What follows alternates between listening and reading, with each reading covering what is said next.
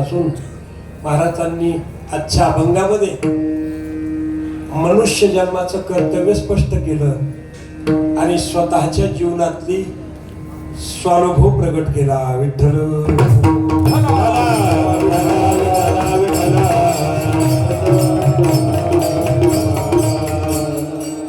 जीवनामध्ये सुखाची प्राप्ती होण्याकरता काही विशेष प्रकारचे व्याकुळता तळमळ असणं गरजेचं आहे. त्या नैमित्तिक माध्यमामधून जगद्गुरु तुकोबाराय अभंगाचं विवेचन करतात की आज माझं जीवन कसं झालं. धन्य काळ संत भेटी. जीवनात धन्यता प्राप्त झाली. धन्यता दोन माध्यमामधून प्राप्त होती, एक कर्तव्यातून आणि एक प्रारब्धातून. प्रारब्धही धन्य पाहिजे आणि कर्तव्यही धन्य पाहिजे. पण काहो तुकाराम महाराज, तुम्हाला धन्यता जी प्राप्त झाली ते धन्यता प्राप्त होण्याचं माध्यम कोणतं होतं? तुकोबाराय म्हणले संत भेटी. संतांची भेट ही माझं माध्यम होतं. धन्यतेचं माध्यम संतांची भेट. आणि संतांची जर भेट झाली तर त्याचा परिणाम काही जाणून आला का जीवनात? तुकोबारायांनी सांगितलं पायी मिठी पडली तो. जीवनामध्ये जर काही प्रश्न निर्माण झाले तर त्या प्रश्नाला उत्तर फक्त आणि फक्त केवळ आणि केवळ फक्त संतांच्या चरणावर सापडतं, म्हणून पायी मिठी पडली तो. तुकोबा काही हरकत नाही, धन्य काळ झाला आणि संतांची ही भेट तुम्हाला झाली, मान्य. मग अजून काही तुमच्या ठिकाणी काही शंका उपलब्ध झालेली आहे का? काही शंका आहे का? काही तुकोबाराय म्हणले आहे ना बाबा. जे काही संशय अंतःकरणामध्ये निर्माण झालेले होते या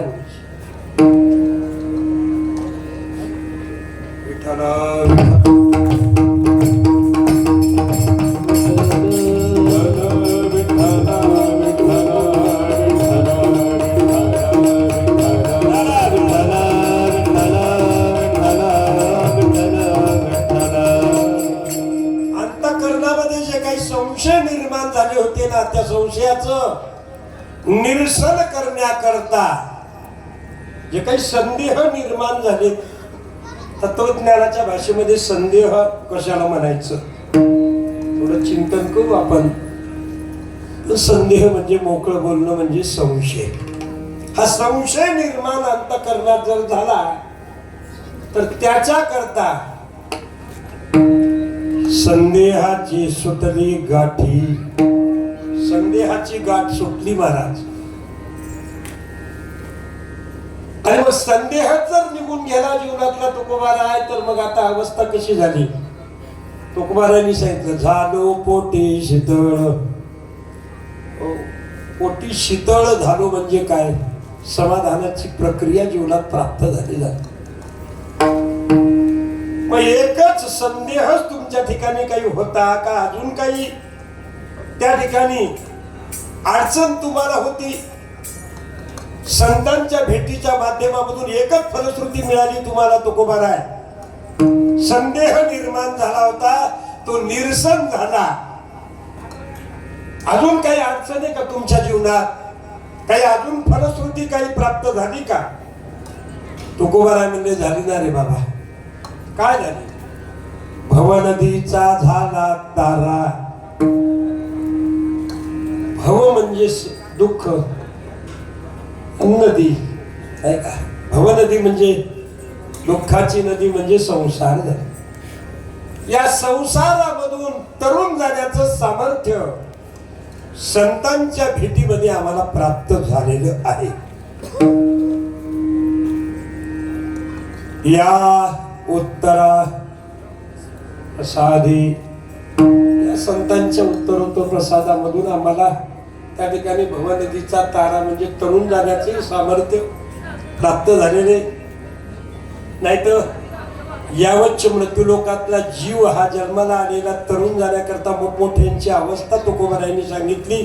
अनेक संतांनी सांगितली की असमर्थ आहेत हे तरुण जाण्याकरता. म्हणून त्या ठिकाणी ते भवसागरही तरुण जाण्याचं सामर्थ्य आम्हाला संतांच्या भेटीमध्ये प्राप्त झालं. या उत्तरा प्रसादी, हो त्या प्रसादातून उत्तरोत्तर आम्हाला लाभ झाला. मग का हो तुकोबाराय, धन्यता संतांच्या भेटीमध्ये प्राप्त झाली. संतांच्या पायावर मिठी पडली आणि त्या ठिकाणी संदेहही निरसन झाला आणि भवन सागरातून तरुण जाण्याचं सामर्थ्यही संतांच्या कृपेनं प्राप्त झालं, भेटीमध्ये प्राप्त झालं. मग आता तुमचं जीवन नेमकं कसं आहे, तुमची अवस्था कशी आहे? तुकोबाराय म्हणले, तुका म्हणे मंगळ आता. मंगल या शब्दाचा अर्थ प्रसन्नता, मंगलवाचक. मंगलाची प्राप्ती झाली म्हणजे प्रसन्नता निर्माण झाली आमच्या ठिकाणी. हो, पण कधी झाली? आता. आता या शब्दाला खरं महत्व आहे, लक्षात घ्या. आता झाली. कधी झाली? धन्य काळ संत भेटी आता. पायी मिठी पडली तो आता. संदेहाची सुटली गाठी आता. झालो पोटी शीतळ आता. भवनदीचा झाला तारा कधी? आता. या उत्तरा प्रसादी आता. का म्हणे मंगळ आता. महाराज, मंगळ करण्याचं सामर्थ्य नेमकं तुम्हाला फलश्रुती कशाच्या माध्यमामधून प्राप्त झाली? तुकोबाराय म्हणले, कोण दाता याहुनी. दातृत्व संतांनी केलं आम्हाला, म्हणून मंगलाची प्राप्ती झाली, काही हरकत नाही. परंतु कशाचं केलं तुकोबाराय तुम्हाला? दातृत्व संतांनी सांगितलं. एक ज्ञानाचं दातृत्व केलं आणि एक भक्तीचं दातृत्व केलं. मला या भक्तीमुळं आणि ज्ञानामुळं आम्हाला मंगलाची प्राप्ती झाली. आता प्रसन्नता निर्माण झाली जीवनामध्ये.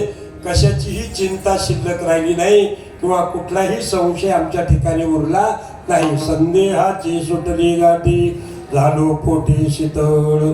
सरळ सरळ शब्दशः भावार्थ वेळेच्या अभाव त्या ठिकाणी तुमच्या समोर ठेवलेला आहे. श्रोत्री ब्रह्मनिष्ठ गुरुनाम गुरुवारी जशी बुद्धी देतील त्या पद्धतीने वेळेच्या आत या अभंगावर थोडा आपण विचार करण्याचा प्रयत्न करू. विठ्ठल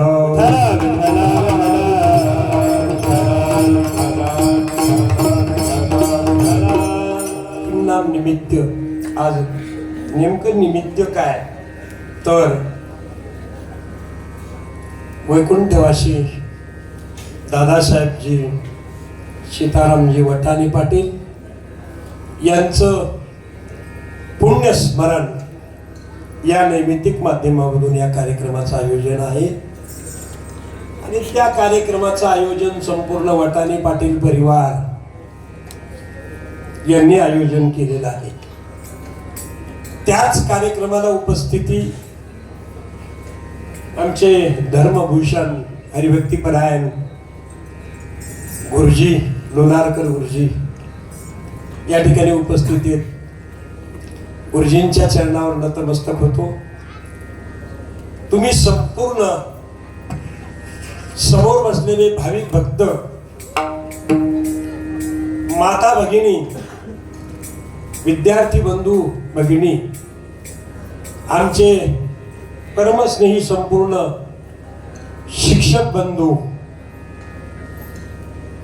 नामनिष्ठ परमस्नेही गायनाचार्य, एक एकाहुनी बळी रे, आमचे हरिभक्तीपरायण संगीत अलंकार, भारतीय संगीतामध्ये ज्यांनी प्रावीण्य मिळवलं हरिभक्तीपरायण आमचे अनंत महाराज सांगळे गुरुजी यांनाही धन्यवाद देतो.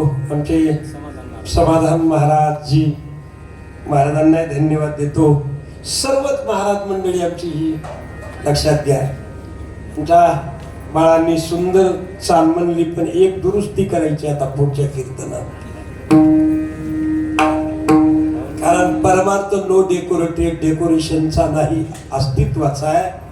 म्हणून निदान कीर्तनाला तरी यायच्या वेळेस नाही धोतर नेसता आलं तर निदान पांढरे कपडे घालून तरी यायचं. पाहुण्या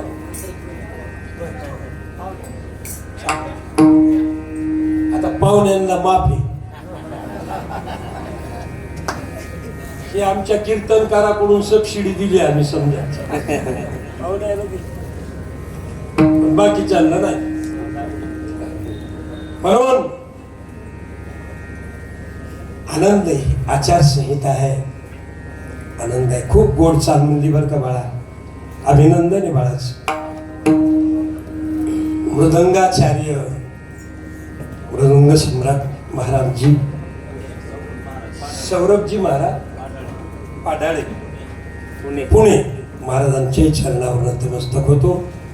आमचे विद्यार्थीचे समजा हे विष्णुपंत गोड वाजवतात, छान, त्यांनाही धन्यवाद.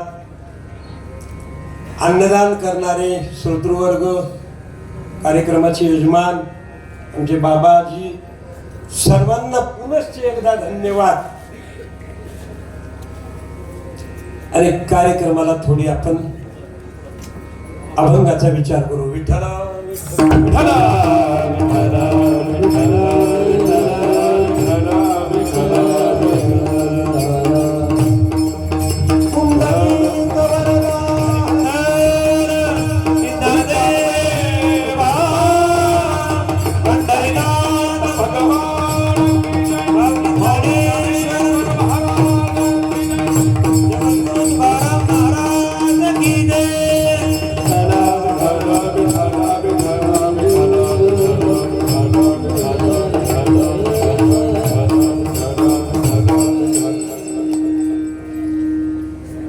काळ संत भेटी पायी मिठी पडली तो संदेहाची सुटली गाठी झालो पोटी शीतळ. अभंगाच्या दृष्टिकोनामधून आज जगद्गुरु तुकोबारायांनी धन्यता या ठिकाणी वर्णन केले. आपण जर जीवनामध्ये त्याचा विचार केला तर ज्यांचं पुण्यस्मरण आता आपण त्या ठिकाणी सादरीकरण करतो, कैलासवासी दादासाहेब वटाने पाटील यांचं पुण्यस्मरण का होतं लक्षात घ्या. तर त्या ठिकाणी अनेक प्रकारची पुण्याई महाराज जीवनात, आणि त्या पुण्याईनं जीवन कसं झालेलं आहे, धन्य झालंय. कारण वस्तुस्थिती आपण जर त्याचा थोडा विचार केला तर जे मनुष्याचं जीवन आपल्याला प्राप्त झालेलं ते जीवन म्हणजे त्या ठिकाणी चैनीची वस्तू प्राप्त करण्याकरता मिळालं नाही मिळालं. कर्तव्य निष्ठा प्राप्त करण्याकरता आम्हाला सुंदर हा नरदेह प्राप्त झालेला आहे. आणि त्याच नरदेहाचा उपयोग त्या माध्यमामधून केला म्हणून पुण्यतिथी. विठ्ठल विठ्ठल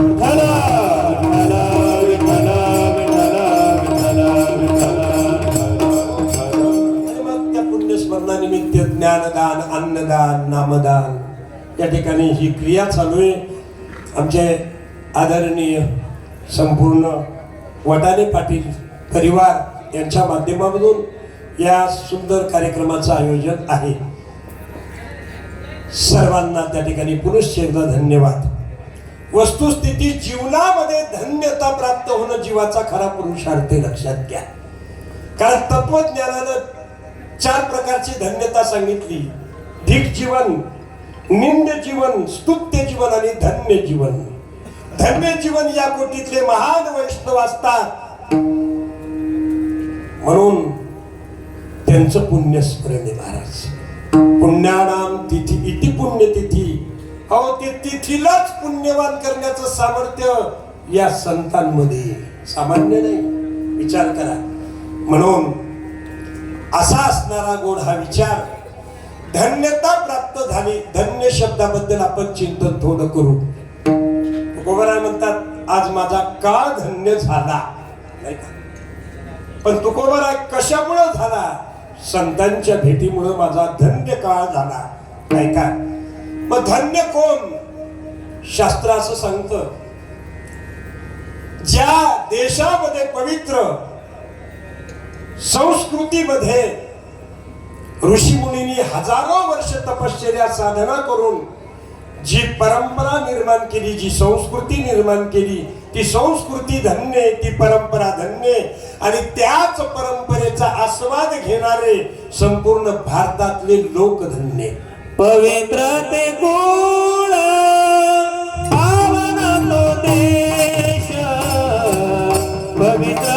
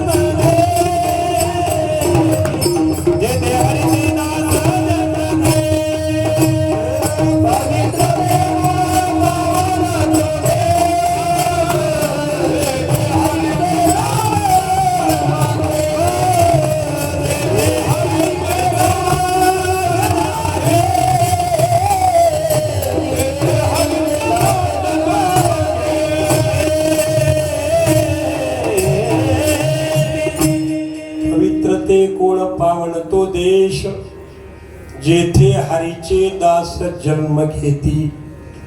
पवित्र कुळ आहे आणि पवित्र देशामध्ये त्या ठिकाणी हरिदासाचा जन्म होत असतो. म्हणून त्यांचं जीवन धन्य. अजून सांगतो पुढे ऐका. जी परंपरा ऋषीमुनींनी हजारो वर्ष त्या ठिकाणी तपश्चर्येच्या साधनेमधून प्राप्त केली ना, तीच परंपरा संस्कृती धन्य, आणि त्या परंपरेचा आस्वाद घेणारे संपूर्ण भारतातले लोक धन्य. अमेरिकेमध्ये पुण्यतिथीचा कार्यक्रम नाही. का नाही? पाश्चात्य संस्कृती. धन्य हे भारतवर्षे, धन्य यश परंपरा, भारतीय जनधन्य, धन्य यश संस्कृती. हो, ही संस्कृती धन्य. मी धन्य शब्दाबद्दल थोडं चिंतन करायलो, कारण तुकोबाराय म्हणले धन्य काळ संत भेटी. आज मला काळ माझा धन्य झाला. ऐका, रामायणामध्ये तुळशीदास महाराजांनी 7-8 प्रकारची धन्यता वर्णन केली. कोण धन्य जीवनात? ऐका. ज्या पवित्र देशामध्ये गंगेसारखी पवित्र गंगा वाहते, गोदावरी सारखी, इंद्रायणी सारखी, चंद्रभागी सारखी पवित्र गंगा वाहते तो देश धन्य. ज्या देशामध्ये प्रातस्मरणीय श्रोत्रिय ब्रह्मनिष्ठ गुरुनाम गुरुवर्य धुंडा महाराज देगलूरकरांची धर्मपत्नी कृष्णामाई म्हणून पतिव्रता नांदत असते, ती पतिव्रता धन्य. ज्या पवित्र देशामध्ये हिंदू हृदय सम्राट स्वराज्य हे सुराज्य बनविण्याची प्रक्रिया प्राप्त करणारे छत्रपती शिवाजी महाराज धन्य. जी बुद्धी संतांच्या चरणावर आणि देवाच्या अस्तित्वावर नम्रतापूर्वक स्थिर राहिली ती बुद्धी धन्य. जो पैसा पारमार्थिक माध्यमामध्ये उपयोगाला आला तो पैसा धन्य. नाही तर अर्थ अनर्थ हा पैशाच्या ठिकाणी अनेक अनर्थ आहेत असं तत्वज्ञान बोललोय, लक्षात घ्या. जो पैसा पारमार्थिक उपयोगाला आला तो पैसा धन्य. महाराज कसलाही जीवनामध्ये प्रसंग जरी निर्माण झाला तर त्या प्रसंगाला सांभाळून आपला गृहस्थाश्रम आनंदाने टिकवणारा गृहस्थाश्रमी धन्य. ज्या दिवशी श्रोत्रिय ब्रह्मनिष्ठ संतांच्या भेटीची जीवाला निरपेक्ष भावनेने इच्छा झाली तो दिवस धन्य. आणि ज्या दिवशी संतांची भेट झाली ते संत धन्य. विठ्ठल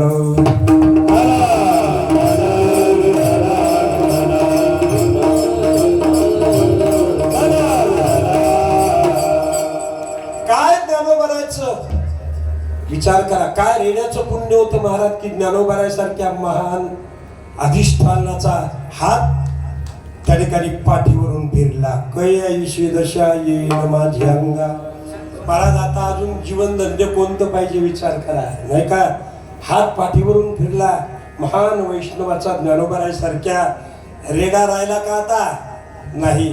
काय झाला, रेडे महाराज झाले. महाराज अनंत महाराज रेडे महाराज झाले ते. आता आळा फाट्यावर जर तुम्ही पाहिलं तर त्यांच्या पुण्यस्मरणाला, त्या रेडे महाराजाच्या पुण्यस्मरणाला मोठमोठ्या विद्वानांची कीर्तन आहे. आपण जर पाहिलं नाही गुरुजी, हो आहे. मला सांगा मग आता ते रेडे महाराज झाले. महाराज रेडा राहिला नाही, काय रेडे महाराज झाले. आता थोडी परिस्थिती बिघडली, आता महाराजच रेडे झाले, ती गोष्ट वेगळी. कठीण काम झाले. चला विषय वेगळा, आचरण वेगळं, बोलणं वेगळं, तारतम्य नाही. जाऊ द्या, मला चिंतन करायचं नाही. धन्य धन्य शब्दावर आपण थोडं चिंतन करू. जगद्गुरु तुकोबारायांनी इंद्रियाची धन्यता गाथ्यामध्ये वर्णन केलेली. ज्या डोळ्याने भगवान परमात्माचं स्वरूप पाहिलं ते डोळे धन्य. ज्या हाताने कीर्तनात विठ्ठल विठ्ठल म्हणल्यानंतर टाळी वाजवल्या गेली ते हात धन्य. ज्या पायानं मंदिरात त्या ठिकाणी प्रवेश केला ते पाय धन्य. ज्या हृदयात ब्रह्मनिष्ठा साठवल्या गेली ते हृदय धन्य. ज्या हाताने दान केलं ते हात धन्य. ज्या मुखाने भगवंताचं नाम उच्चार केला ते मुख धन्य. हस्तं पवित्रं यदि दान पुण्यं, पादं पवित्रं यदि तीर्थयात्रा, मुखं पवित्रं यदि नाम घोषं, हृदयं पवित्रं यदि ब्रह्मनिष्ठा. हृदय पवित्र आहे ते नामचिंतन केलं. म्हणून तुकोबारायांनी इंद्रियाची धन्यता गाथ्यामध्ये वर्णन केलेली. विठ्ठल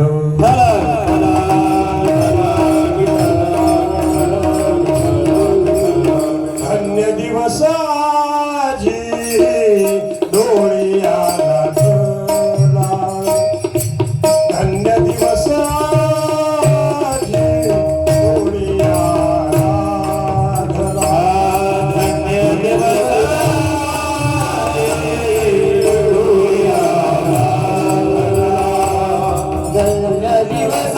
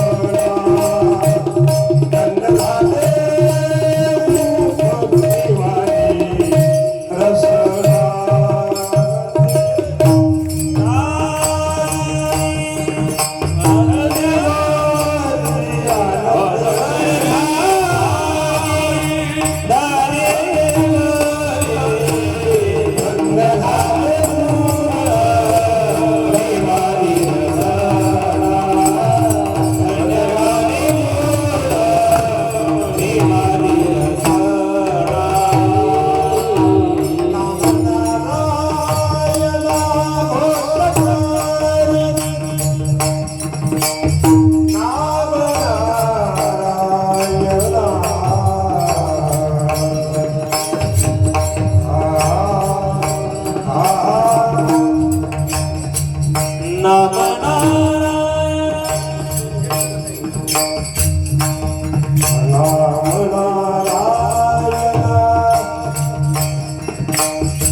नाम नारायण घोष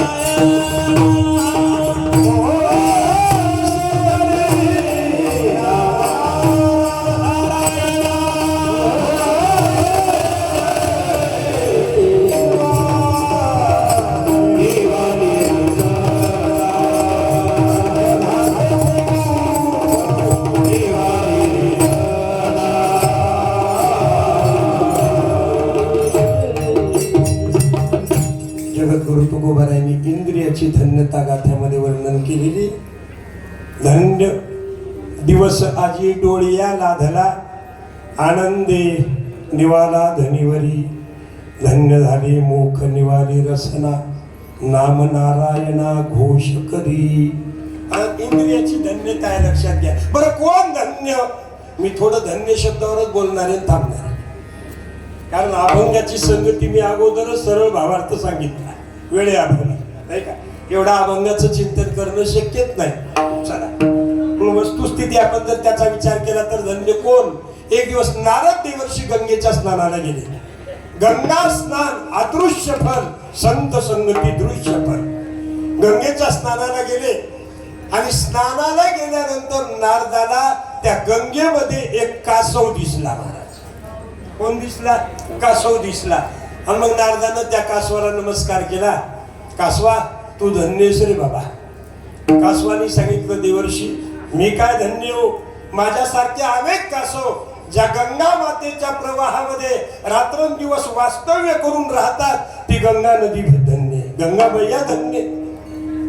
नारद गंगेकडे आले आणि गंगेला नमस्कार केला नारदानी आणि सांगितलं, गंगा मैया तू धन्यस.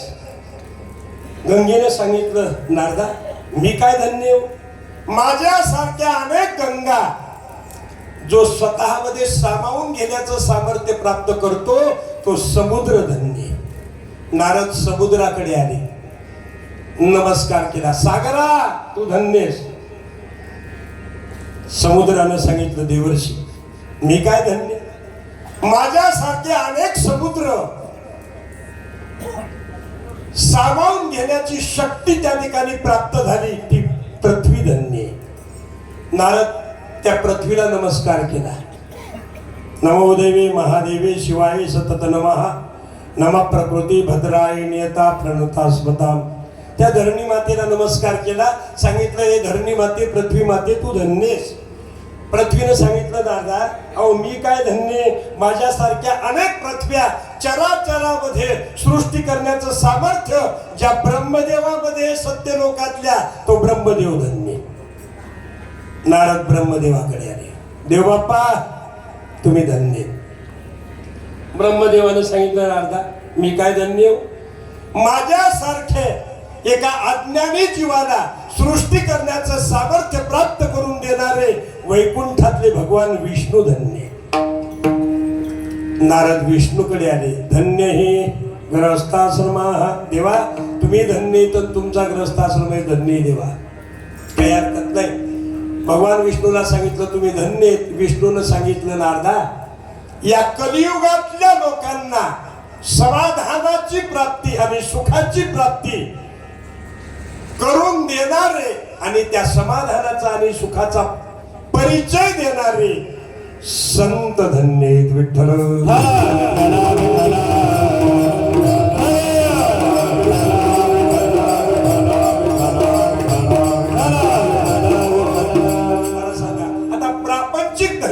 आपण जर विचार केला तर सध्या मनुष्य धन्यता कशा समजू लागलेला आहे का?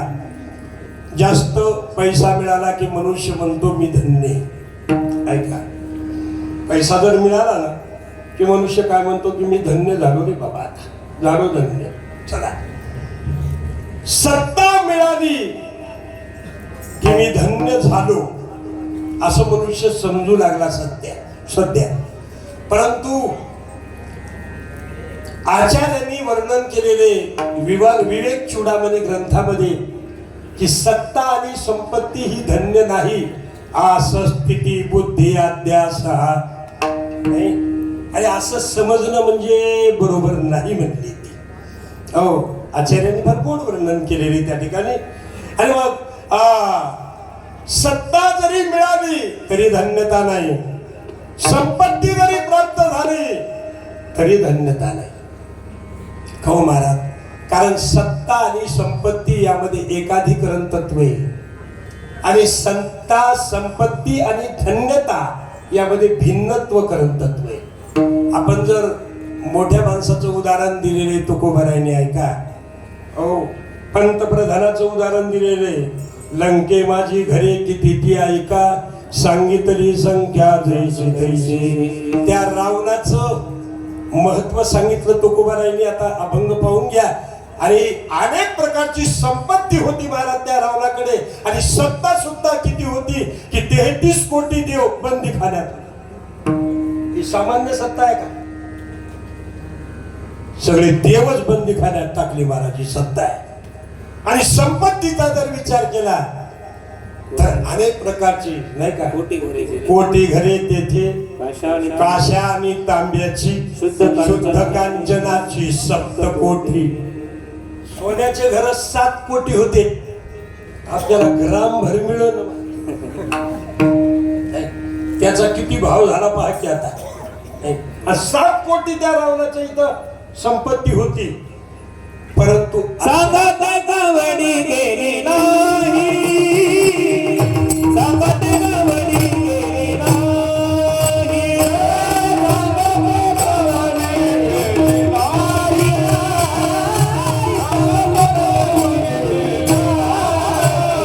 आणि याची संपदाय भाडी, तुका म्हणे ज्याची संपदाय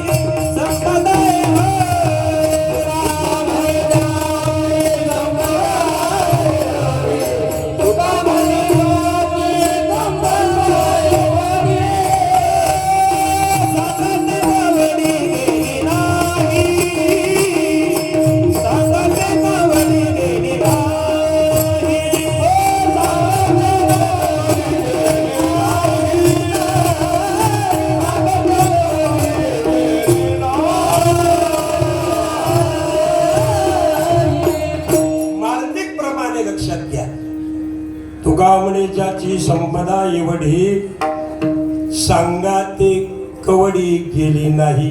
एवढी म्हणजे निश्चय का कल्पना आहे? विचार करा. निश्चयात्मक दृष्टीने सांगितलं एवढी. एवढी म्हणजे केवढी? एवढी. अहो, एवढी म्हणजे केवढी? एवढी. 100 पेजेस पान भरून जरी लिहिलं तरी केवढी? एवढी. मग एवढी निश्चयच नाही, कल्पना आहे. मग अशा संपत्तीवाल्याला सुद्धा काय करावं लागतं? ते रुपया बांधतात बघा जाता जाता. इतके दाणे ज्वारीचे आणि ती 1 रुपया मला वाटते ते रुपये सुद्धा त्याच्याजवळ नसतो. मला तिथंच कुठेतरी सोडावं लागतो. सांगते कवडी गेली नाही. गुरुवारी महाराज म्हणायचे 100 तुकोबरायांनी रावणाची प्रशंसा तेवढ्याच माध्यमामधून केली. लंके माझी घरी किती ती ऐका, अहो केवढा रावण, प्रशंसा केली. गुरुवारी महाराज म्हणायचे की 100 मूर्खानं उदो करणं आणि एका शहाण्या माणसानं नाक मुरडणं बरोबर आहे. आणि एका शब्दातच संपवून टाकला रावण. चला मग त्या रावणाची ही स्थिती आहे, तर बाकी धन्यता रावणालाही प्राप्त झाली नाही. मग धन्य कोण? ऐका, अजून थोडं धन्य शब्दावर चिंतन करू. पंचदशी मध्ये विद्यारण्य स्वामींनी धन्यतेचं महत्व सांगितलं. धन्योहम कर्तव्यम मे न विद्यते, धन्योहम प्राप्तव्यम सर्वमद्य संपन्नम. धन्योहम कर्तव्यम मे न विद्यते. विद्यारण्य स्वामी त्या ठिकाणी पंचदशी मध्ये सुंदर विचार मांडतात. कोण धन्य? त्यांनी 7 प्रकारची धन्यता सांगितली. ऐका, कोणती? ज्याच्या जीवनामध्ये प्रत्यक्ष स्वस्वरूपाचं ज्ञान प्राप्त झालं त्याला धन्य म्हणा. आणि त्यांची पुण्यतिथी साजरी होती, लक्षात घ्या. आमचे बाबा त्या कोटीतले आज. विचार करा, म्हणून पुण्यस्मरण आहे. काय? ज्याच्या जीवनामध्ये ब्रह्मानंद स्पष्ट प्रचितीला आला त्याला धन्य म्हणा. 2. ज्याच्या जीवनामध्ये संसाराचं दुःख निघून गेलं त्याला धन्य म्हणा. 3.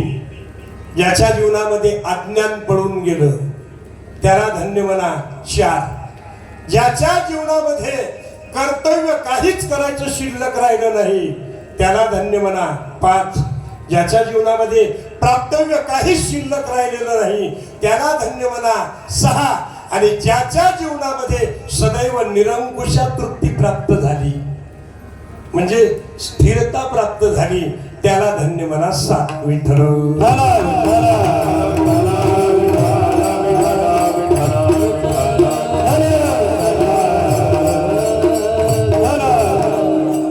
स्पष्टीकरण करत नाही, पण सहज सांगतो, लक्षात घ्या. स्वस्वरूपाचं ज्ञान प्राप्त झालं म्हणजे काय झालं? साध्याची प्राप्ती झाली.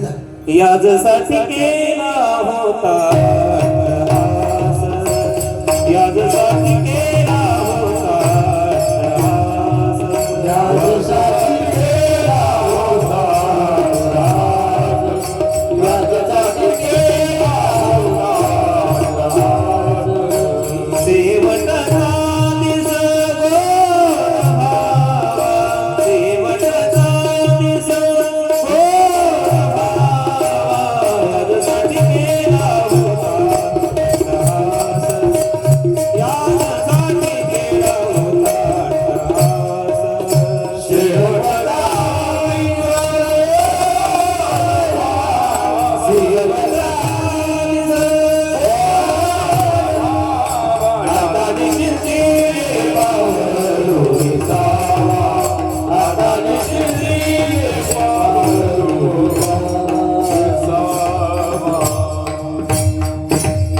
याजसाठी केला होता टहास, शेवटचा दिवस गोड व्हावा. आता निश्चिंतीने पावलो विसावा, खुंटलिया धावा तृष्णेची. महाराज, जीवनात पूर्ण विराम कशामुळे मिळाला? लक्षात घ्या, कशामुळे मिळाला? हे बाल कलाकार तुमच्या समोर दिसतात, यांचं जीवन किती आनंदी त्या ठिकाणी प्राप्त करण्याचं सामर्थ्य काय या साध्या रोपट्यामधून प्राप्त झालेले. महाराज, मला नेहमी असं वाटतं की हे प्राप्त करण्याकरता ज्ञानोबाराचा अभंग मला एक आठवतो की आपल्याला सहज म्हणता येतो. महाराज, आनंदानं साधीवर म्हणता येतो अभंग. काय? मोगरा फुलला, मोगरा फुलला, फुले वेचिताची बहारू कळी अशी आला. अरे मोगरा फुलला, पण त्याचं थोडं आत्मपरीक्षण करा. हा मोगरा फुलण्याकरता कसा फुलला? बस माझा प्रश्न इथे. मोगरा फुलला म्हणण्यापेक्षा मोगरा कसा फुलला आणि कसा फुलला हे जर विचारायचं असेल तर बाबांना विचारा. महाराज इथं बैलगाडी येत नाही या रस्त्यानं, तिथे एवढी मोठा आनंद एवढ्या मोठ्या आज विद्यार्थ्यांचं आणि या संस्कार केंद्रामधून फार मोठी मंडळी तयार झालेली आहे. लक्षात घ्या, अनंत महाराज फार मोठी मंडळी तयार झालेली. मला एक कीर्तनात मी असा कीर्तन चालू होतं माझं आणि जज झालेला मुलगा आहे, कोर्टात जज होता तो, आणि ते कीर्तन झाल्यावर माझा सहज नमस्कार करण्याकरता आला आणि म्हणला गुरुजी तुम्ही ओळखली की नाही मला. मी म्हणलं बाबा नाही मला काही तुझी काही ओळख नाही काय नाही. अहो मला तुम्ही शिकवलेले मी आता जज झालो कोर्टाचा. आमदार आहेत, खासदार आहेत, मंत्री आहेत, डॉक्टर आहेत, इंजिनियर आहेत, नाही का, महाराज आहेत, वादक आहेत, गायक आहेत, चित्रकार आहेत. मला हे संस्कार केंद्राचा आनंद आहे. लक्षात घ्या, आणि हेच पुण्यस्मरणाचा आनंद आहे. आता निश्चिंतीने पावलो विसावा. मला एक म्हणायचंय, स्वस्वरूपाचं ज्ञान ज्यांच्या ठिकाणी प्राप्त झालं त्याला धन्य म्हणा. आता स्वस्वरूप म्हणजे प्राप्त होणं म्हणजे काय तर साध्याच्या प्राप्ती करता साधनाची गरज असते. लक्षात घ्या, परंतु साध्याचा जर परिचय नसला तर साधनावर नुसती चर्चा केल्यानं काही होणार नाही, निरर्थक चर्चा आहे. लक्षात घ्या, आचार्यांनी फार गोड वर्णन केलेलं आहे. भगवत पूज्यपाद शंकराचार्यांनी कोहम कदविदम जातो कोवे कर्ताश्य विद्यते. कदविदम जातम कोहम. काय जीवनात 4 गोष्टी करणं फार गरजेच्या आहेत का. सहज विषय आला म्हणून सांगतो, हो वेळ घ्यायचा नाही मला. स्वस्वरूपाचं ज्ञान म्हणजे नेमकं काय तर साध्याचीच प्राप्ती, बस, बाकी काहीच नाही. साध्याचा परिचय करून घेणं म्हणजे स्वस्वरूपाचं ज्ञान प्राप्त झालं. अजून सांगू पुढे जाऊन की 4 गोष्टी जीवनात कळणं फार गरजेच्या आहेत. एक, मी कोण आहे. एक, मी सध्या कुठं आहे. 2, मला कुठं जायचं. 3, आणि मला कसं जायचं. 4. अजून सोपं करतो, मी कोण आहे हे कळाल्यानंतर मी सध्या कुठं आहे हे कळत असते. मी सध्या कुठं आहे हे कळाल्यानंतर मला कुठं जायचं हे कळतं, आणि मला कुठं जायचं हे कळाल्यानंतर मला कसं जायचं हे कळतं. विठ्ठल विठ्ठल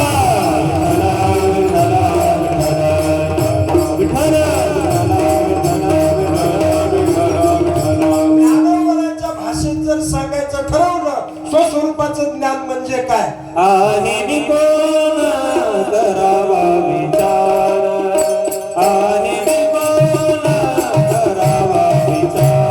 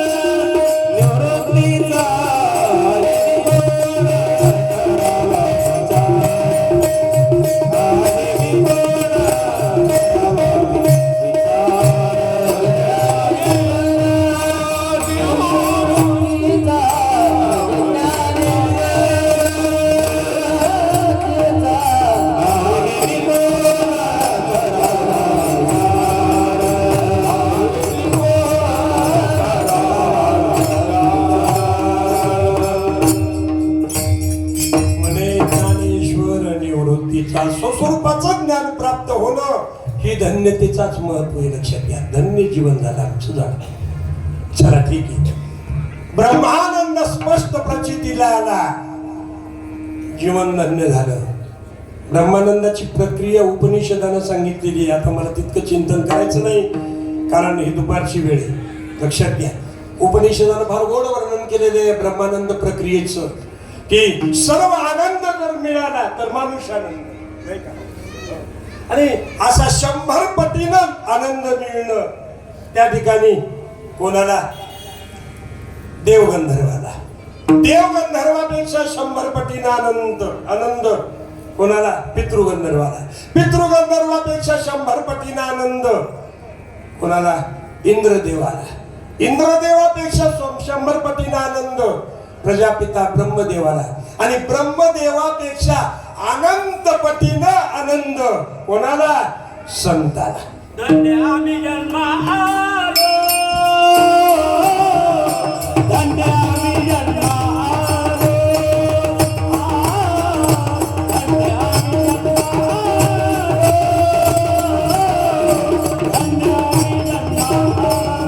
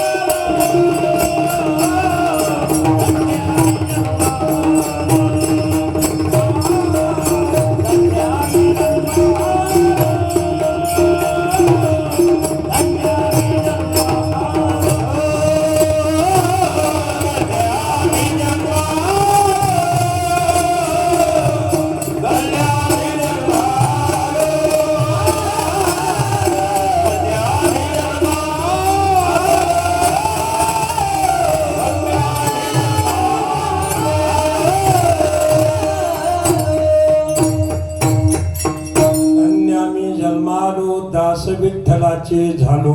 आमचा खरंच जन्माचा आज धन्यता जीवनात प्राप्त झालेली आहे.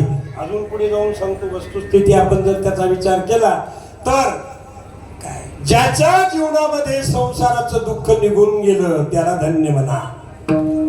हो, ज्याच्या जीवनामध्ये अज्ञान पडून गेलं त्याला धन्य म्हणा. ज्याच्या जीवनात प्राप्तव्य काहीच करायचं शिल्लक राहिलं नाही त्याला धन्य म्हणा. आता मला सांगा, प्राप्ती ही प्राप्ताची असती का अप्राप्ताची प्राप्ती?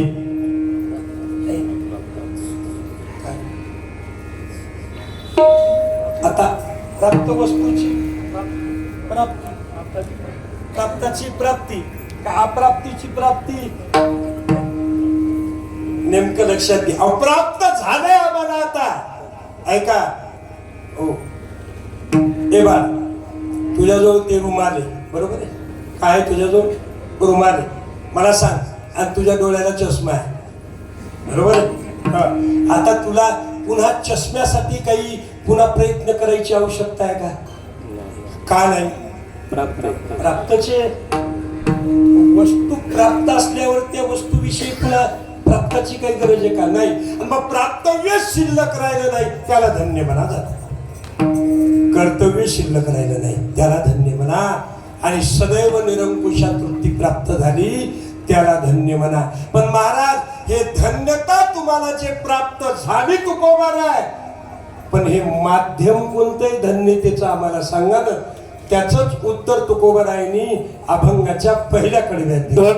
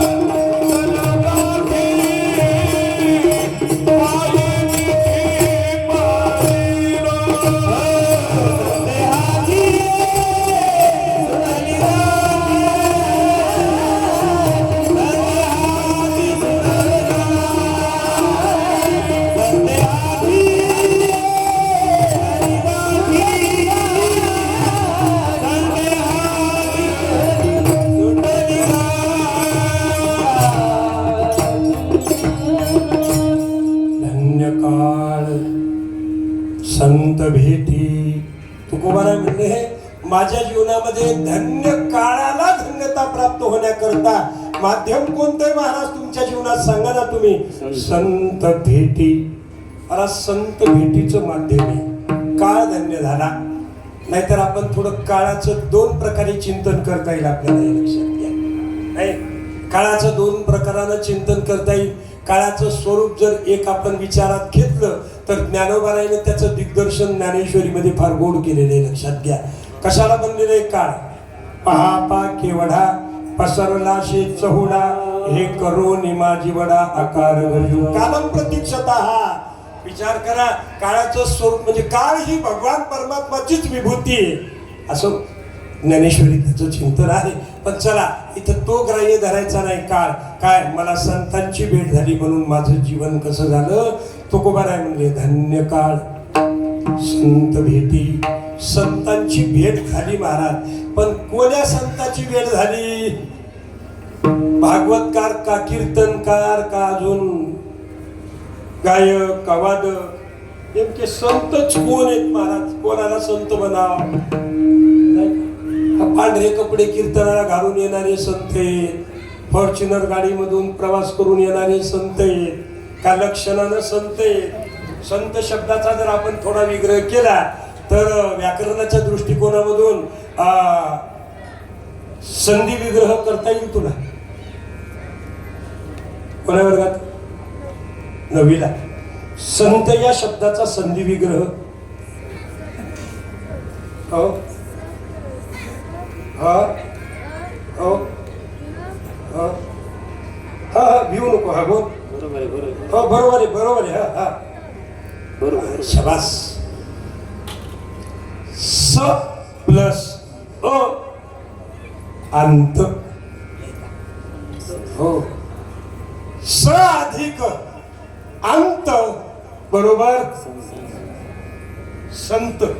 मग इथला स शब्द काय सांगतो आणि इथला अंत शब्द काय सांगतो. दोन्हीची व्याख्या मी तुमच्या समोर ठेवतो. तत्वज्ञान सांगतं. लक्षात घ्या. स एवं वर्ततमिति संतः. जो जगाला सन्मार्ग दाखवतो त्याला संत म्हणा. एक. आणि इथला अंत शब्द काय सांगतो ऐका. त्याची व्याख्या सांगतो मी. आदियता निरपितयता ज्ञानम सद्विद्येन प्रदीयते तस्य पादः नाम अंतः यदि भक्त्या क्रियते ते संतः. याचा अर्थ काय. एखाद्याच्या ठिकाणी भरपूर असणाऱ्या अज्ञानाचा ज्यांच्याकडून होत असतो अंत त्याला म्हणायचं संत. आणि मग अशा संताची भेट सांगितली महाराज. भेटीनं नेमकं काय. आता संताबद्दल मी चिंतन करणार नाही. आपण नेहमी संत पराभंग इथं घेत असतो पुण्यस्मरणाला. चला म्हणून संताबद्दल संत कशी असतात, संत काय करतात, संताचं अधिष्ठान काय, संताचं अंग कोणतं, हे आता वेगळ्या प्रकारचं चिंतन आपल्याला करता येईल. आता इथं वेळेअभावी आपल्याला ते काही हाताळायचं नाही. पण संत भेट. पण संतांच्या भेटीत फलश्रुती काय. पहिली गोष्ट असा प्रश्न आहे की संतांची भेट होती का. एक फार गोड प्रमाणे महाराज लक्षात घ्या काय. हो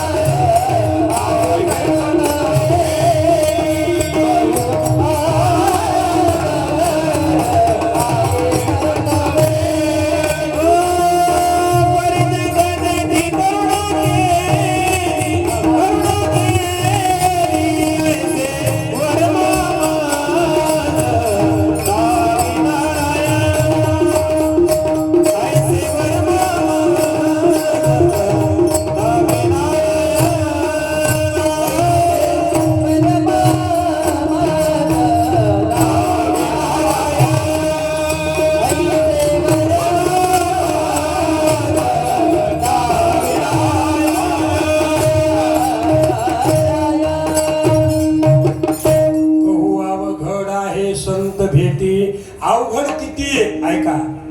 परी जग जेठी करुणा केली. मला संतांची भेट अवघडच आहे लक्षात घ्या. त्याच्यासाठी एक ओवी सांगतो तुम्हाला किती अवघड आहे का. व्याघ्र शिवाचे दुग्ध जोडे चंद्रामृत हाता पडे परी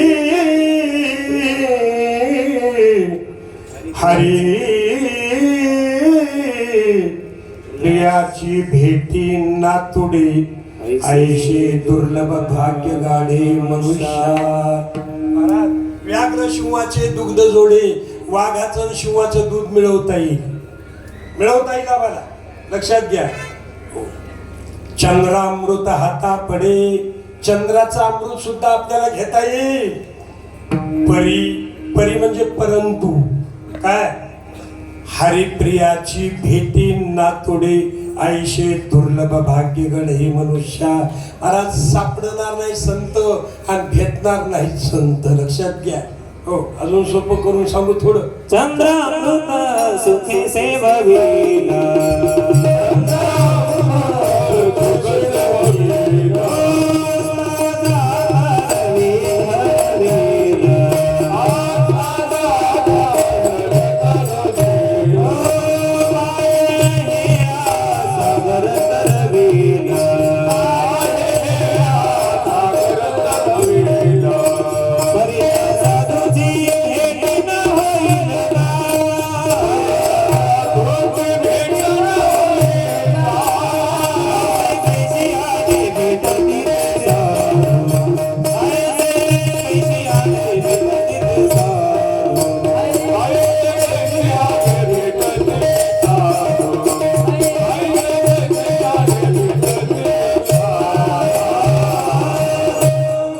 चंद्रामृत सुखे शेववील आस्ता जाता रवी धरवेल. सूर्य असताना जर गेला ना तर त्याला सुद्धा पकडता येईल. चंद्राचा अमृत मिळवता येईल. काय आस्ता जाता रवी धरवेल बाह्य हेळा सागर तरवेल. एक वेळ समुद्र तरून जाता येईल पूर्ण. परी त्या साधूची भेट न होईल गा ऐशे कैशियाने भेटती ते साधू. आणि तुकोबाराय म्हणतात की आज मला संताची भेट झाली आणि मग संताच्या भेटीमध्ये माझा काळ कसा झाला धन्य झाला. आता थोडा आपण तत्वज्ञानाच्या दृष्टिकोनामधून थोडा जर आपण विचार केला याचा तर काय होईल लक्षात घ्या की प्रारब्ध माणसाला कधीच बदलवता येत नाही. बदलवता येते का नाही बदलताच येत नाही लक्षात घ्या प्रारब्ध. परंतु असंही प्रारब्ध संतांची भेट झाल्याशिवाय बदलल्याशिवाय राहत नाही. याच्यासाठी समर्पक एक उदाहरण 1 मिनिटात सांगतो मी तुम्हाला. ज्ञानोबारायचा आणि सच्चिदानंद बाबाचा दृष्टांत येईल. काय सच्चिदानंद बाबा आणि ज्ञानोबाराय काय झालं की एक दिवस सच्चिदानंद बाबा देह विसर्जन झाला. कशामुळे झाला. अज्ञानाच्या 2 शक्ती आवरण आणि विक्षेप. विक्षेप शक्तीनं प्रारब्ध निर्माण होतं माणसाचं आणि मग प्रारब्ध त्या ठिकाणी संपलं की मनुष्याचा देहपात होतो. मनुष्य जातो. कुठं जातो तुम्ही ठरवा. जातो प्रारब्ध संपलं की जातो मनुष्य. आणि मग गेल्यानंतर सच्चिदानंद बाबा गेले आणि आईसाहेबांनी काय केलं की तिरडीवर त्यांचा देह अंथरला आणि गंगेला त्यांना देहाग्नी देण्याकरता निघाल्या. आणि पूर्वीची मला वाटतं सती जाण्याची चाल होती परंपरा होती बघा सतीची नाही का. आम्ही इतिहासात वाचलंय की ही सतीची चाल कोणी बंद केली. बेंटिंग कायद्यानं बंद केली असे आम्हाला नाही का इंग्रज सर बरोबर आहे. सतीची चाल हो बेंटिंग त्या कायद्यानं बंद केली असं एक आम्हाला इतिहास सांगतो मला लक्षात घ्या. आता तर ती परंपरा होती. पती गेला की त्या धर्मपत्नीने जायचं देहाकडे द्यायचा तिथं जाऊन द्यायचं महाराज लक्षात घ्या. पण ती बंद चाल झाली आणि त्यामुळं आईसाहेबांनी त्या देह तिरडीवर अंथरला आणि सहज देहाग्नी देण्याकरता गंगेला निघाले. ऐका संत भेट इतकंच मला बोलायची.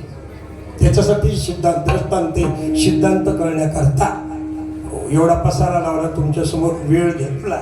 चला मला एक म्हणायचंय. आणि मग गंगेवर जात असताना सहज ते काही संत मंडळी आली. कोण?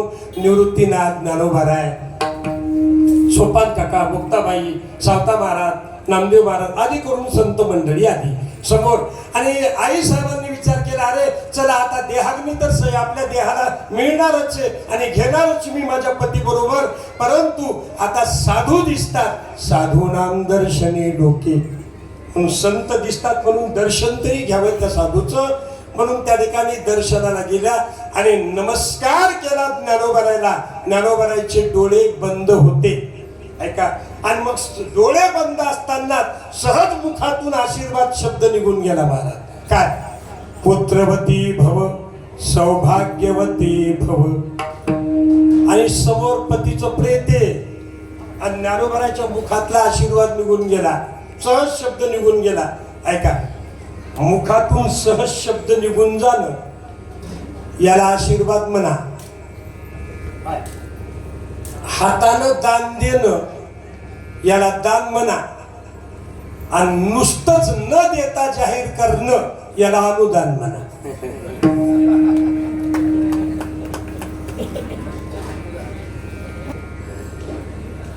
देणं घ्या. सध्या महाराष्ट्रात तीच पद्धती आपला विषय नाही. वस्तुस्थिती मला एक म्हणायचंय की आज सहज मुखातून आशीर्वाद निघाला की पुत्रवती भव. मोठमोठ्याने रडायला सुरुवात केली आई साहेबांनी.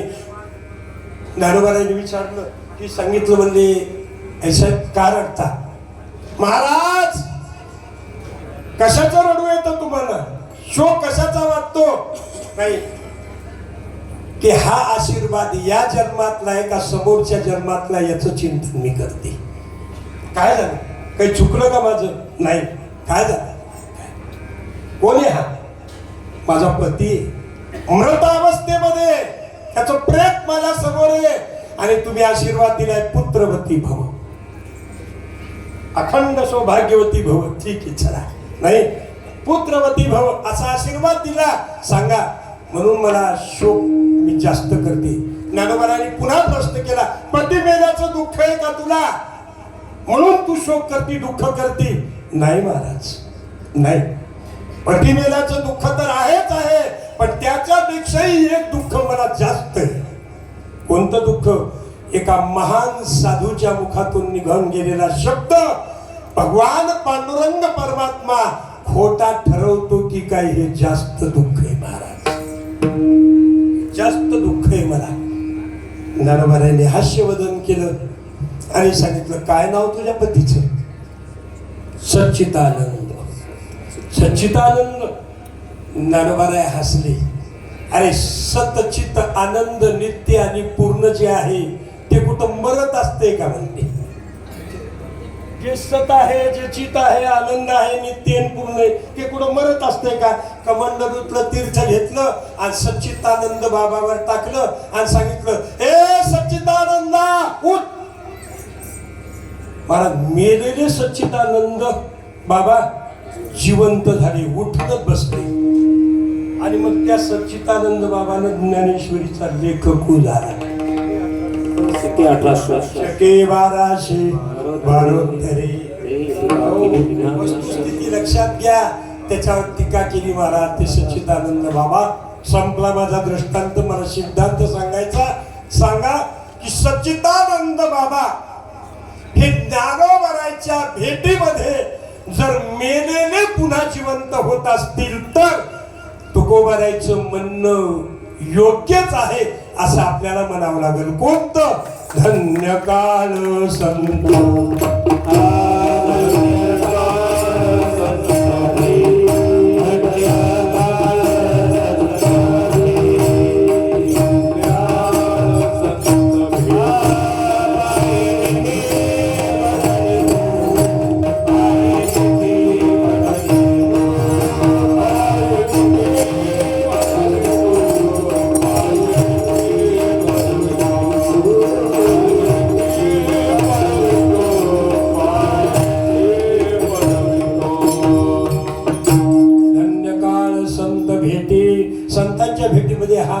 नाही. लक्षात घ्या, अजून अर्ध्याच मिनिटात सांगतो तसा वेळ आपला संपलाय आता, जवळजवळ संपला. कारण कशामुळे संपला हे मला कळायले त्या पोरावरून. म्हणजे महाराज आता जेवायची वेळ झाली आणि तुमचं काय चालू, रिकामा धंदा नाही. तर तुमच्याकडे मी पाहतो आता, जास्त वेळ नाही, लक्षात घ्या. पण जोपर्यंत इथं मी आहे तोपर्यंत सावधानतेमध्ये, एकदम सावधान. आणि आवाज, आणि तुम्ही जर आवाज केला तर मला काही वेळ लागत नाही, मी 4 वाजेपर्यंत हे चालू ठेवणार. आज काय मला गडबड नाही, कारण दरवर्षीचा जो कार्यक्रम असतो ते मी 1 दिवस पुढे घातला. कशामुळे? या धावपळीमुळंच. त्याला सांगितलं की बाबा उद्याचा असला, उद्या सुरुवात करीत असले तर मी येतो, नाही तर येत नाही. म्हणून मला काही गडबड नाही. तुम्हाला जर भूक लागली नसली तर मी माझं चालू ठेवतो, पण शांत.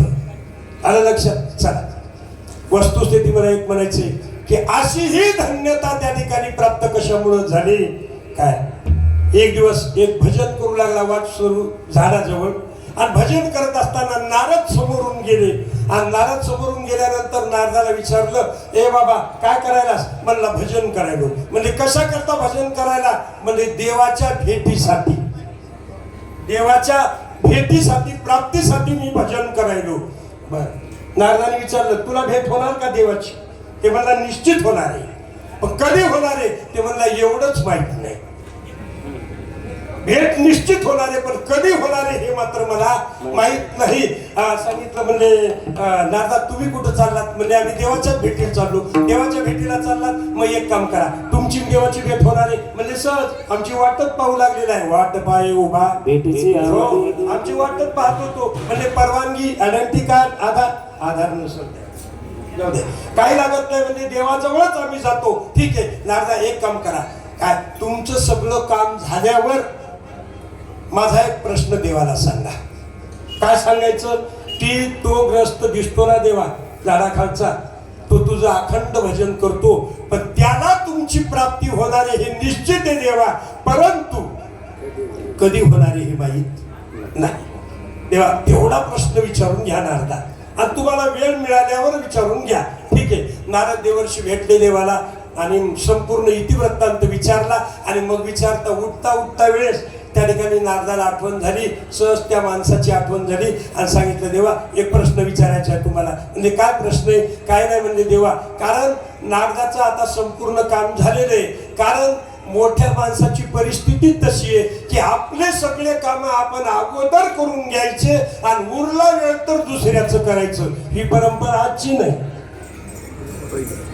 नारदापासून ही परंपरा. नारद देवर्षी उठले आणि उठल्यानंतर सांगितलं म्हणजे देवा ते झाड दिसतं का? हो. त्या झाडाखाली एक ग्रस्त आहे? हो आहे.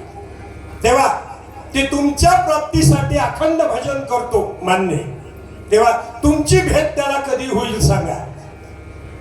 भगवंतांनी सांगितलं नारदा खरं सांगू का खोटं सांगू? ते म्हणले सगळंच जग खोटं बोलायले देवा, तुम्ही तरी खरं सांगा, तुम्ही तरी खरं सांगा की. म्हणजे नारदा इकडं ऐका, हो त्या झाडाला जेवढे पानं आहेत तेवढे पानं त्याला जन्म, तेवढे त्याला अखंड माझं भजन करावं लागल, आणि मग मला त्याची माझी त्याला प्राप्ती झाल्याशिवाय राहणार नाही.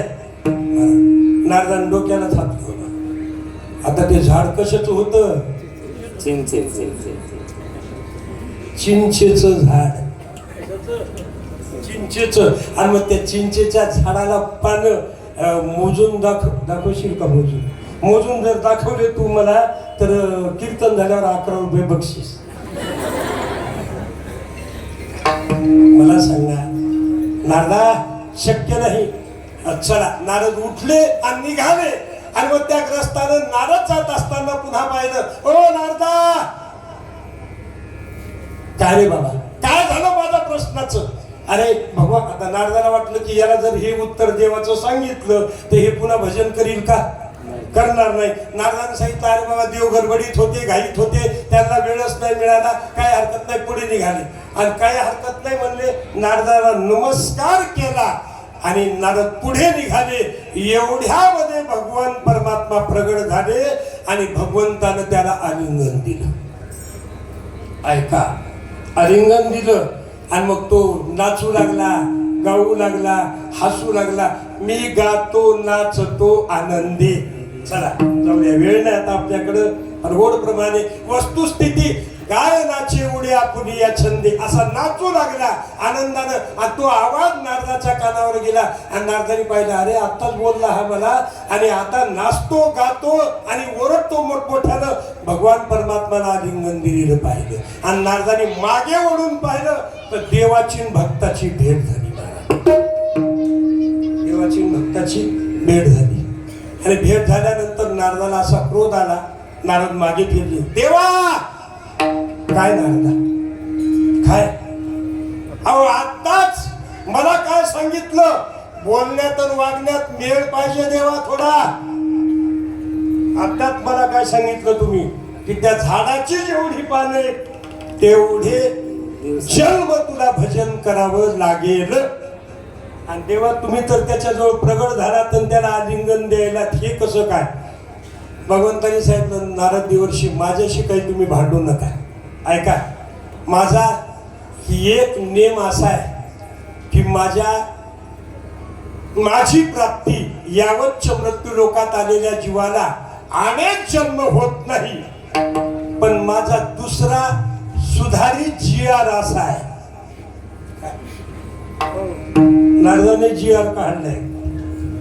असा आहे माझा सुधारित जीआर की एखाद्याला जर माझ्या भक्ताचं दर्शन झालं किंवा भक्ताची जर भेट झाली तर माझी प्राप्ती तात्काळ झाल्याशिवाय राहणार नाही.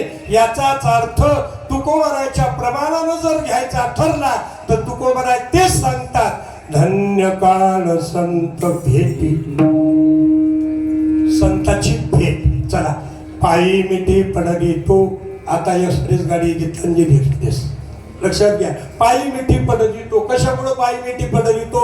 एखाद्याला जर अनेक प्रश्न निर्माण झाले एखाद्याच्या ठिकाणी, त्या प्रश्नाचं उत्तर संतांच्याच पायावर मिळतं म्हणून पायी मिठी पडवितो. अर्ध्याच मिनिटात रामायणातला प्रसंग आहे. लक्ष्मणाला शक्ती लागली युद्ध करत असताना. लक्ष्मणाला शक्ती लागली इंद्रजिताकडून, ठीक आहे. आणि शक्ती लागल्यावर आता लक्ष्मण मूर्छित पडले आणि राम प्रभू शोक करू लागले. रामानं मोठमोठ्यानं रडायला सुरुवात केली. आता विभीषण होते, हनुमंत होते. हनुमंतानं सांगितलं, देवा आता तुम्हीच जर एवढ्यानं मोठमोठ्यानं ओरडायलात रडायलात तर आम्ही काय करायचं देवा सांगा ना. याला काही ना काहीतरी विभीषणाने सांगितलं, अरे बाबा याला काही ना काहीतरी पर्याय.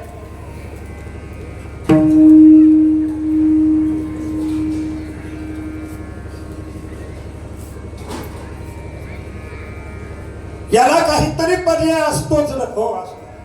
म्हणले काय देवा याला काही एक पर्याय म्हणजे विभीषणानं सांगितलं की एक आमच्या लंकेमध्ये सुषेण नावाचा वैद्य आणि ते रोगावर निदान त्याला अचूक कळतं आणि मग तो लगेच औषधी देतो, ठीक आहे.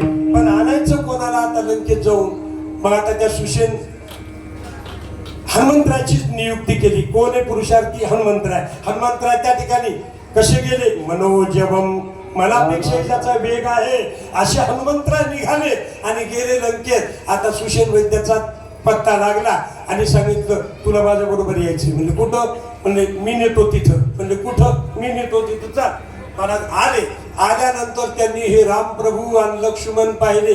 अरे सुषेण वैद्य जवळच येईना. विभीषणाला पाहिलं. पाहिल्याबरोबर सुषेण वैद्याला भीती वाटू लागली. ते म्हणले मी याला जिवंत करू शकतो, पण काय? हे शब्द फार कठीण आहेत, लक्षात घ्या. मराठीत पण, परंतु, हिंदीमध्ये लेकिन, मगर आणि इंग्लिशमध्ये बट हे घातक शब्द आहेत. मला विचार करा. म्हणजे परंतु काय? नाही, मी तुमच्या पक्षाचा नाही. माझा पक्ष कोणता आहे? रावणाचा आहे. आणि तर राम आणि लक्ष्मण दिसतात. विभीषणानं सांगितलं अरे यावेळेस रोगाचं निदान करावं लागतं. आता मृत्यू आला त्या माणसाला जिवंत करायचं. इथं पक्षाची पाहण्याची गरज नाही. महाराज एवढ्यात हो नाही बरं जवळजवळ 1:30 वाजेपर्यंत चाललं. हो नाही. हनुमंतरायाला सांगितलं की आता हे प्रकरण तसं मिटणार नाही. तसं मिटणारं नाही, गोडीनं मिटणारं नाही. आता मग हनुमंतरायनं काय केलं, सुशील वैद्याला सांगितलं, ए बाबा इकडे ये थोडं काय, आणि बाजूला बोलवलं आणि आपली गदा दाखवली आणि सांगितलं कसं करतो आता, कसं करतो. मला भीतीनं त्यानं सांगितलं की द्रोणागिरी पर्वतावर एक संजीवनी आहे, ती संजीवनी रात्रीतून तुम्ही आणा. कथा माहिती सर्वांना, मला रामायण सांगायचं नाही. आणि मग हनुमंतरायनं त्या ठिकाणी महाराज ती संजीवनी रात्रंदिवस त्या ठिकाणी पाहिली, शोध लावला तिचा, पण ती मिळाली नाही. मग आता काय करावं, त्या ठिकाणी द्रोणागिरीत पर्वत घेतला महाराज हातात आणि हनुमंतराय आल्यानंतर आता इथं माझ्या मनाचा भाव आहे, लक्षात घ्या. ज्याला जितेंद्रियम बुद्धिमत्ता वरिष्ठम, बुद्धीचा पुरस्कार दाता आहे हनुमंतराय. आणि मग त्यांना तितकं कळालं नाही का होती संजीवनी कुठून आणायची कशी आणायची, लक्षात घ्या नाही का. पण माझा एक मनाचा भाव असा तयार झाला की आता हे युद्ध चालू आहे काय, आज लक्ष्मणाला शक्ती लागली, उद्या कोणाला शक्ती लागणार आहे नाही का. आणि मग नियुक्ती कोणाची, हनुमंतरायाची. काय परेशानी कोणाची, हनुमंतरायाची. आज जांबवंताला शक्ती लागल, कोणाला सुग्रीवाला लागल, लक्ष्मणाला तर लागली. मग औषध आणायला कोण, हनुमंतराय. मग त्यांना वाटलं की हे औषध नेण्यापेक्षा दवाखान्यात नेलेला बरा. द्रोणागिरी आणि याला मला ते द्रोणागिरी पर्वत आणला, सांगायचं तात्पर्य. आणि मग त्या ठिकाणी लक्ष्मण उठले आणि लक्ष्मण उठल्यानंतर हनुमंतराय त्या रामाचा शोध करण्याकरता निघाले. एवढ्या भरताची भेट झाली. भरताला वाटलं अरे द्रोणागिरी पर्वत नेत असताना काहीतरी लंकेवरचं विघ्न आहे, म्हणून भरतानं बाण मारला. भात्यातून बाण मारल्यानंतर तो बाण सुद्धा नामधारक होता महाराज. बाणाला वाटलं त्या हनुमंताच्या कंठाला जर मी लागलो तर नामचिंतन करणार नाही कोणी, म्हणून त्या बाणाने स्पर्श केला त्या हनुमंतराच्या पायाला. आणि पायाला स्पर्श केल्याबरोबर तो रामबाण होता, त्याच्यावर राम राम राम असं नाव होतं. पाहिल्यानंतर हनुमंतरायाने त्या पायाकडे पाहिलं आणि तशाच बाण पाहिल्यानंतर खाली उतरले. आणि खाली उतरल्यानंतर भरताची भेट झाली. आता त्याच्या पुढची कथा रामायण आहे का झालं. मला एकच निर्माण झालेल्या प्रश्नाचं उत्तर फक्त आणि फक्त संतांच्याच पायावर सापडतं, म्हणून पायी मिठी पडली तो तुकोबाराय म्हणजे लक्षात घ्या. पण तुकोबाराय संताची भेट झाली, का धन्य झाला. आणि संतांची भेट झाल्यानंतर पायी मिठी पडली तो. परंतु आमच्या ठिकाणी एक संदेह आहे. संदेह कशाला म्हणतात ऐका, थोडं तत्वज्ञानाच्या व्याकरणाच्या भाषेमध्ये संदेह म्हणजे संशय, लक्षात घ्या. संशय कशाला म्हणायचं, जर व्याकरण जर आपण शिकलो तर एका विशेषामधून दोन विरुद्ध विशेषणाचं ज्ञान ज्या ठिकाणी होतं त्याला संदेह म्हणतात. आणि त्याचंच नाव संशय, संशय. आणि मग असा संशय आमच्या ठिकाणी प्राप्त झाला आणि त्या संशयाची गाळ झाली. पण संतांच्या भेट झाल्यानंतर तो संशयही निरसन झाला. त्याचं उत्तर अभंगाचं दुसरं संदेहाची सुतली काठी, संदेहाची सुतली काठी, संदेहाची सुतली काठी,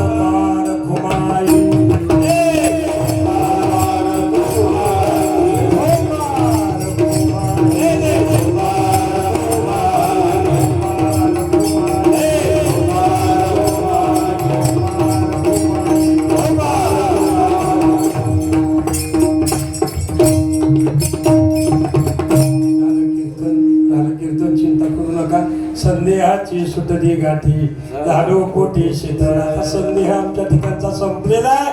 आता कसं झालं, पोटी शीतळ म्हणजे अवस्था बदलली. कशी झाली? मोकळे मन रसाळ वाणी याते गुणी संपन्न. महाराज याच प्रमाण देता येतील आपल्याला. म्हणून वस्तुस्थिती संदेह संपला. पण कसा संपला, कसा संपला त्याचा पुरावा देतो फक्त फक्त फक्त काही सेकंदा.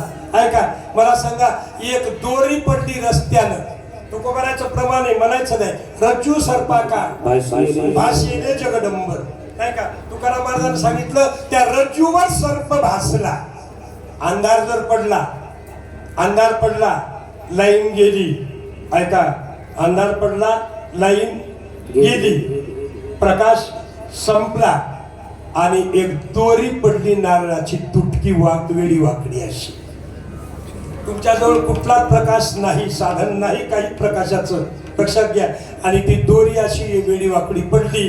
मला सांगा, तुम्हाला ती अंधारात दोरी दिसती का साप दिसतो? काय दिसतो? पुन्हा माझ्या प्रश्नाचं उत्तर आहे, ती दोरी आहे का साप आहे? काय? दोरी. आणि वाटायला काय? साप. बरं, कशामुळे वाटलं हे ऐका, अजून सांगतो थोडं सुधारित. ऐका, त्या ठिकाणी आता एकदम पॉवरचा लाईट लागला. आता काय दिसली? दोरी दिसली, दोरी. साप कुठे गेला?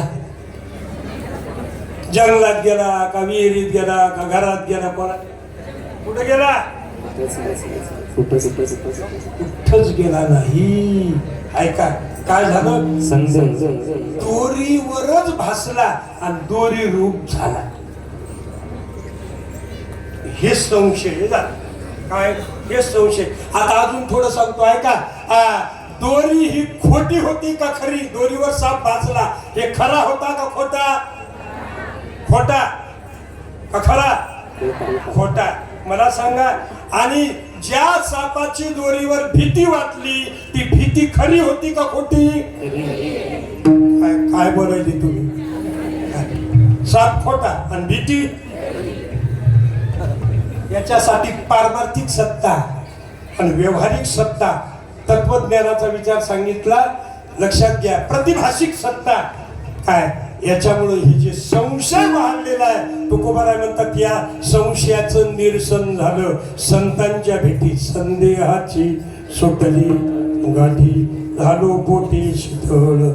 भवनदीचा झाला तारा, भवनदीचा झाला तारा. या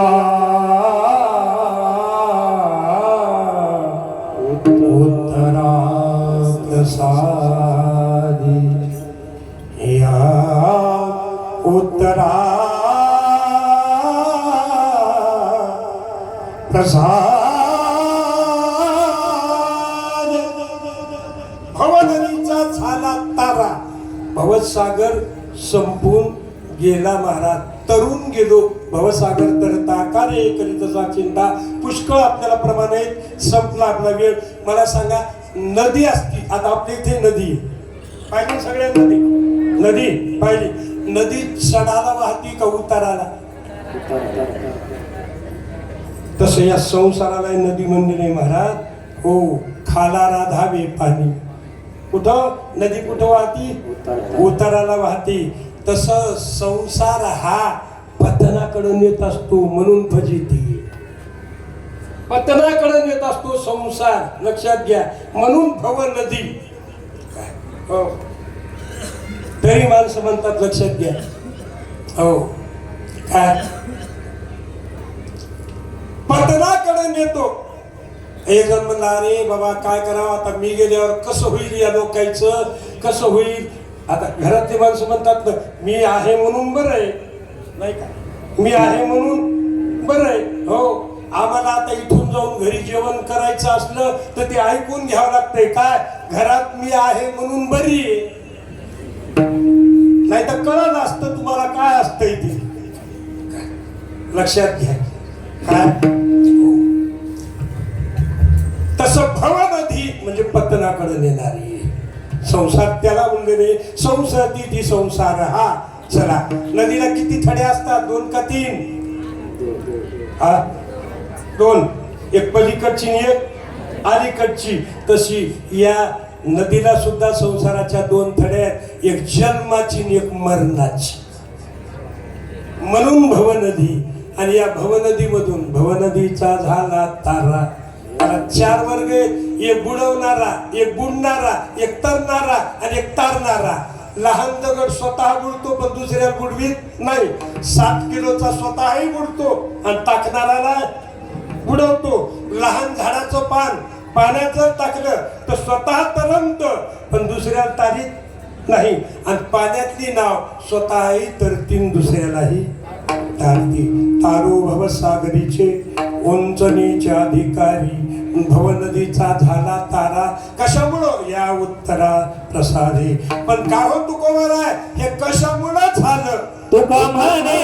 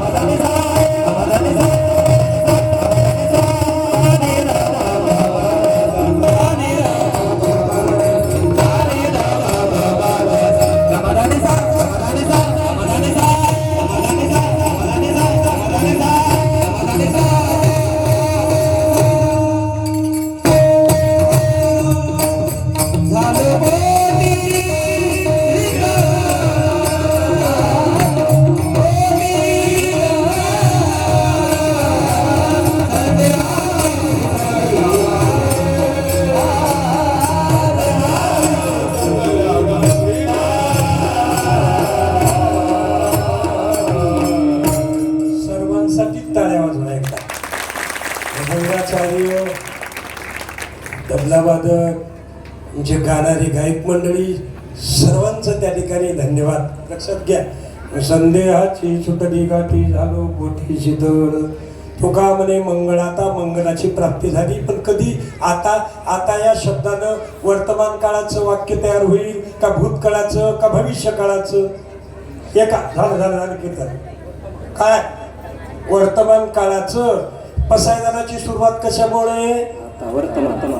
आता आता पण काही विद्वानांची मत अशी आहेत की ज्ञानेश्वरीतल्या पसायदानाची सुरुवात आता या शब्दानं नाही. कधी नाही, कशी नाही तर ऐका, त्याच्या अगोदरची ओवी आहे महत्वाची.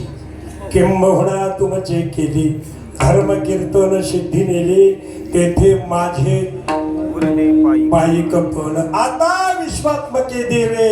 तसं आता शब्दाला फार महत्व आहे. लक्षात घ्या, काय झालं, एक कलेक्टर ऑफिसचा चतुर्थ श्रेणीतला कर्मचारी, पण सगळ्यांना सुट्ट्या मिळाल्या त्याला मिळाल्या नाही.